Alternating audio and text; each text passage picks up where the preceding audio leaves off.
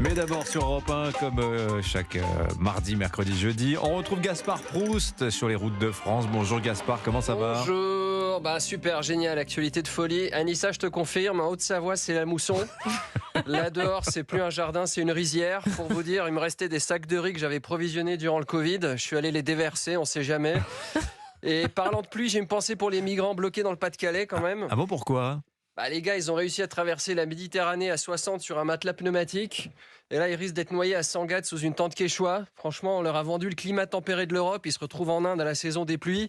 C'est vraiment pas de bol. Bon, sur ce, ça m'a fait plaisir de vous parler. Bonne matinale. Non, À mais demain. attendez, partez pas tout de suite, Gaspard. Vous avez vu que, contrairement à la marche contre l'antisémitisme, Emmanuel Macron s'était déplacé dans le Pas-de-Calais hier pour les inondations. Hein.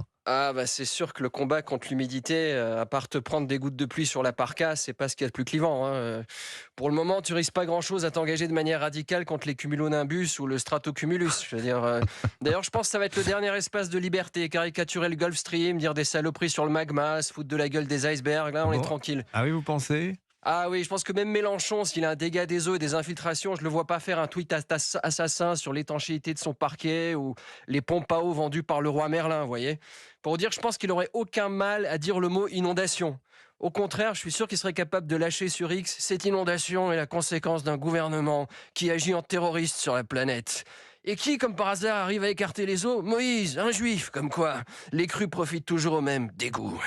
Hier, Gaspard, vous avez évoqué les propos d'Emmanuel Macron où il s'indignait des bombardements sur Gaza, sur la BBC. On lui a reproché de revenir dessus quand il a vu le président d'Israël dimanche.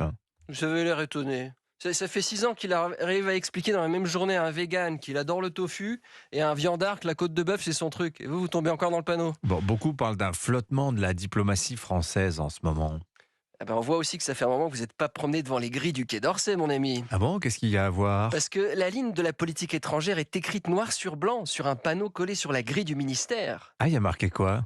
Diplomatie féministe. Alors, je vous jure que c'est vrai, ne me demandez pas ce que ça veut dire, il y a trop de possibilités. Et à votre avis, qu'est-ce que ça signifie ? Alors, diplomatie féministe, j'ai une théorie. Je pense que ça veut dire que c'est une diplomatie qui va traquer avec la même force une frappe de Poutine sur Kiev que sur le cul de sa secrétaire. Vladimir, retire ta main de ce bouton nucléaire et de ce bouton tout court. C'est ça, selon vous ?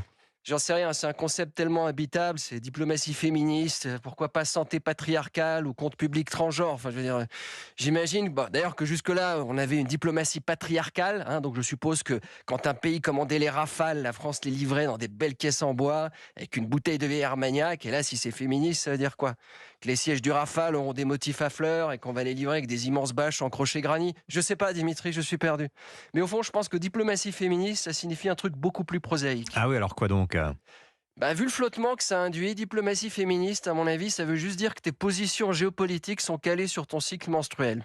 Alors, si ça se trouve, Macron, quand il a parlé à la BBC, il était en pleine ovulation. Et puis pour la marche, il a commencé à avoir des maux de ventre. Il s'est dit non, je vais pas être bien, je préfère rester à l'Elysée, boire des tisanes en regardant le journal de Bridget Jones. Mais le président est un homme, Gaspard. Oui, je sais, mais ça m'arrange pas pour faire ma blague. Donc on dirait que c'est une femme.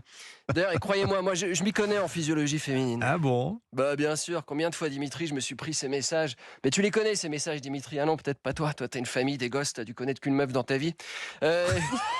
Tu sais, de la garde, toi qui as plus une tronche de baroudeur de l'amour, cette nana qui te balance un texto le jour du rendez-vous, elle te prévient de manière délicate, demain soir j'ai mes règles, j'imagine que ça sert à rien que je passe.